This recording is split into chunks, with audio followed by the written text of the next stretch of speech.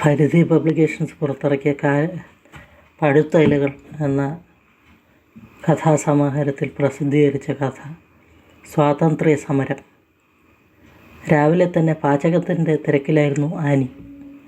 കുളിമുറിയിൽ നിന്ന് അച്ഛൻ്റെയും 2 മക്കളുടെയും കളിയൊച്ചകൾ പുറത്തുവരെ കേൾക്കാം. കഴിഞ്ഞില്ലേ ഇതുവരെ? ഉച്ചത്തിലായുള്ള ആനിയുടെ ശാസനം കേട്ട് വീണ്ടും കുളിമുറിക്കുള്ളിൽ നിശബ്ദത പരന്നു. അച്ഛനിങ്ങനെ മക്കളുടെ കൂടെ കളിച്ചിരുന്നാൽ മതിയല്ലോ. എൻ്റെ ബുദ്ധിമുട്ട് ആരറിയുന്നു? നിന്നോടാരാ ബുദ്ധിമുട്ടാൻ പറഞ്ഞത്? ഭർത്താവ് പ്രതികരിച്ചു. നിങ്ങൾ ഈ മലക്കറിയൊക്കെ ഒന്ന് അരിഞ്ഞു തരുന്നുണ്ടോ ഇല്ലയോ? വളരെ ക്രോധത്തോടെയാണ് ആനിയുടെ ചോദ്യമെന്ന് മനസ്സിലാക്കിയ ഭർത്താവ് നിശബ്ദത പാലിച്ചു. എല്ലാവർക്കും വെച്ച് വിളമ്പുകയും വേണം, ജോലിക്കും പോകണം. ഇങ്ങനെയുണ്ടോ ഒരു ജീവിതം? ആനിയുടെ ആ വാക്കുകളോട് പ്രതികരിക്കാതെ അയാൾ പച്ചക്കറികൾ മുറിക്കുകയായിരുന്നു. കേൾക്കുന്നില്ല ഇതൊന്നും? ആനി വിടുന്ന പ്രശ്നമില്ല. വേണ്ടെങ്കിൽ കള, സമാധാനമായിട്ട് വീട്ടിലിരിക്കുക, അയാൾ പറഞ്ഞു. അയ്യടാ, സമാധാനമായിട്ട് വീട്ടിലിരിക്കാനാണോ അച്ഛൻ എന്നെ MSc വരെ പഠിപ്പിച്ചത്? ഞാനും എൻ്റെ അമ്മ അച്ഛൻ്റെ മുന്നിൽ നിന്ന പോലെ നിങ്ങളുടെ മുന്നിൽ കൈകെട്ടി നിൽക്കണമെന്നായിരിക്കും അല്ലേ? അതിനോട് പ്രതികരിക്കാതെ ഭർത്താവ് നിശബ്ദം അരിഞ്ഞ പച്ചക്കറികളെ ആനിയുടെ കൈകളിൽ ഏൽപ്പിച്ചു. ഞാനൊരു കടയിൽ പോകുന്നു, എൻ്റെ ഇഷ്ടത്തിന് സാരി വാങ്ങുന്നു. ഇതൊക്കെ ഇനി എങ്ങനെ സാധിക്കുന്നു? താളിക്കുന്നതിനിടെ ചീനച്ചട്ടിയിൽ കിടക്കുന്ന കടുകുകൾ പോലെ ആനി പൊട്ടുന്നുണ്ടായിരുന്നു. അതിനിവിടെ ഞാനൊന്നും വാങ്ങിത്തരത്തില്ല എന്ന് പറഞ്ഞില്ലല്ലോ. നീ ബ്രിട്ടീഷ് ഇന്ത്യയും ഞാൻ ഗ്രേറ്റ് ബ്രിട്ടൻ എംപയറും എന്നാണല്ലോ. ഒന്നുമല്ലല്ലോ. കുട്ടികളെ വസ്ത്രമിടിയിക്കുന്നതിനിടെ ഭർത്താവ് പതിഞ്ഞ സ്വരത്തിൽ തൻ്റെ അഭിപ്രായമെടുത്തിട്ടു. രാജ്യങ്ങൾക്കിടയിൽ മാത്രമല്ല, വ്യക്തികൾക്കിടയിലുമുണ്ട് സ്വാതന്ത്ര്യ സമരം. വ്യക്തികളോ? അതെ, വ്യക്തികൾ തന്നെ. ഫ്രീഡം ഓഫ് ലിബർട്ടി എന്ന് കേട്ടിട്ടില്ലേ? എല്ലാം കേട്ട് അയാൾ വീണ്ടും നിശബ്ദനായി. എന്താ, ഉത്തരവൊന്നുമില്ലേ? ചേല നേരെയാക്കുന്നതിനിടെ ആനി പൊട്ടിത്തെറിക്കുകയായിരുന്നു. അമ്മേ, വയറൊക്കെ കാണുന്നു, പെൺകുട്ടി ഭയത്തോടെ അറിയിച്ചു. നിക്കടെ, ഉടുത്തു തീർന്നില്ല, ഇനി പിന്നൊക്കെ ഇടാനുണ്ട്. ഈ കുട്ടികൾക്ക് വേണ്ടിയെങ്കിലും ഒന്ന് നേരെ ഉടുത്തൂടെ? തന്നിലെ വ്യസനത്തെ ഒരു പരിഹാസ ചിരിക്ക് പിന്നിൽ ഒളിപ്പിച്ചു വെച്ചുകൊണ്ട് ഭർത്താവ് അപേക്ഷിച്ചു. നിങ്ങൾ ഇറങ്ങുന്നുണ്ടോ അതോ ഞാൻ ഓട്ടോ പിടിച്ചു പോട്ടെ?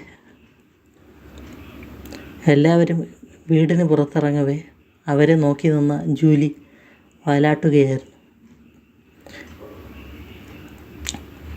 മുന്നിലോട്ട് എടുത്തു ചാടാൻ അനുവദിക്കാതെ ചങ്ങല അവനെ പുറകിലോട്ട് വലിച്ചു പിടിക്കുകയായിരുന്നു. തിരക്ക് പിടിച്ച ഗതാഗതത്തിലൂടെ വളരെ വേഗത്തിൽ വണ്ടി പായിക്കുകയായിരുന്നു ആനി. ഒന്ന് പതുക്കെ പോയാൽ പോരെ? ഭർത്താവ് വീണ്ടും ഒരു അപേക്ഷ എടുത്തിട്ടു. അതെന്താ, ആണുങ്ങൾക്ക് മാത്രമേ വേഗത്തിൽ പോകാവൂ എന്ന് വല്ല നിയമവും ഉണ്ടോ? അവൾ ചോദിച്ചു. നിനക്ക് ഭ്രാന്താ? അയാൾ പറഞ്ഞു. ആയിക്കോട്ടെ, ഭ്രാന്തി എന്തിനാ വിവാഹം കഴിച്ച്? പുറകിൽ വിദ്യാലയത്തിലെ കളിതമാശകളെക്കുറിച്ച് സംസാരിച്ചിരുന്ന കുട്ടികൾ അത് നിർത്തി അച്ഛൻ്റെയും അമ്മയുടെയും ഇടയിലെ സംഭാഷണങ്ങളൊന്നും ശ്രദ്ധിക്കാത്ത മട്ടിലിരുന്നു. അങ്ങനെ ഭർത്താവിനെയും കുട്ടികളെയും വഴിക്ക് ഉപേക്ഷിച്ച് ആനി ഗതാഗത കുരുക്കുകളെ നീന്തിക്കടന്ന് തൻ്റെ കാര്യാലയത്തിലെത്തിയപ്പോഴേക്കും സമയം വൈകിയിരുന്നു. ഇതാണോ സമയം? മുഖത്ത് നോക്കാതെയാണ് മുതലാളി ക്രോധം പ്രകടിപ്പിച്ചത്. സർ, ഹസ്ബൻഡിനും കുട്ടികൾക്കും ഫുഡൊക്കെ അറേഞ്ച് ചെയ്ത് വന്നപ്പോൾ വളരെ പതിഞ്ഞ സ്വരത്തിൽ ആനി കാര്യങ്ങൾ അറിയിച്ചു. എന്നാൽ പിന്നെ ഫുഡൊക്കെ അറേഞ്ച് ചെയ്ത് വീട്ടിലിരുന്നാൽ പോരെ? തൻ്റെ പരിഹാസ്യം കേട്ട ആനിയുടെ മുഖം ക്രോധത്താൽ ചുവക്കുന്നത് മുതലാളി കണ്ടില്ല. പെട്ടെന്ന് കയറാൻ നോക്ക്, എല്ലാ മടുപ്പുകളെയും വെറുപ്പുകളെയും ഒരു ശ്വാസത്തിലൂടെ പുറന്തള്ളിയ ആനി തൻ്റെ ഇരിപ്പിടത്തിൽ വന്നിരുന്നു. ഇരിക്കരുത്. മേൽനോട്ടക്കാരൻ്റെ ആജ്ഞ കേട്ട് ആനി അനുസരണയോടെ എഴുന്നേറ്റ് നിന്നു.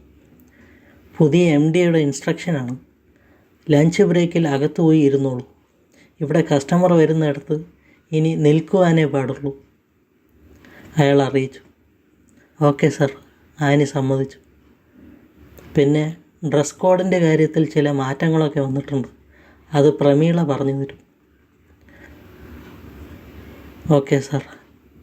മേൽനോട്ടക്കാരൻ നടന്നു നീങ്ങവേ തോഴി പതിഞ്ഞ സ്വരത്തിൽ ആനിയെ അറിയിച്ചു. ഡ്രസ് കോഡ് ഒന്നുമില്ല ചേച്ചി. ലോ വേസ്റ്റ് ആയിട്ട് മാക്സിമം എല്ലാം കാണിച്ച് താഴ്ത്തി കൊടുക്കുക, അത്ര തന്നെ. കാര്യം അറിയിക്കുമ്പോൾ തോഴി പ്രമീള കുലുങ്ങിച്ചിരിക്കുകയായിരുന്നു.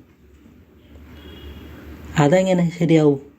നമ്മളെങ്ങനെ വസ്ത്രം ധരിക്കണമെന്ന്, എന്ത് വസ്ത്രം ധരിക്കണമെന്ന് ഇവന്മാരാണോ തീരുമാനിക്കേണ്ടത്? ആനിയുടെ ശബ്ദമുയർന്നു.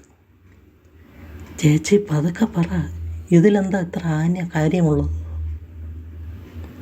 അതൊന്നും പറ്റത്തില്ല. ഞാൻ ഇന്ന് റിസൈൻ ചെയ്യും. ഇതല്ലെങ്കിൽ വേറെ, അത്ര തന്നെ. ഉച്ചയൂണിൻ്റെ സമയമായതും ഉള്ളിൽ നിന്നും മുതലാളിയുടെ ക്ഷണമുണ്ടായതിനെ തുടർന്ന് ആനി അകത്തുപോയി. അവൾ നിശബ്ദം കാത്തു നിൽക്കെ മുതലാളി അറിയിച്ചു. ഈ ഓണത്തോടുകൂടി എല്ലാവർക്കും ഒരു ഇൻക്രിമെൻ്റ് ഉണ്ട്. സീനിയോറിറ്റി പരിഗണിച്ച് ആനിക്ക് മാത്രം 2000 തീരുമാനിച്ചിരിക്കുന്നത്. ഓക്കെ ആണല്ലോ? അയാൾ ചോദിച്ചു. Okay sir. ആനി സമ്മതം മൂളി. പുറത്തിറങ്ങുമ്പോൾ ആനിയുടെ വദനത്തിൽ ഒളിച്ചിരുന്ന ഒരു പുഞ്ചിരി വായിച്ചെടുത്ത് കൂട്ടുകാരി ചോദിച്ചു, എന്താ ചേച്ചി റിസൈൻ ചെയ്തോ? ആദ്യമായിട്ട് തിരിച്ചൊന്നും പ്രതികരിക്കാതെ ആനി തൻ്റെ സ്ഥാനത്ത് ചെന്ന് നിന്നു.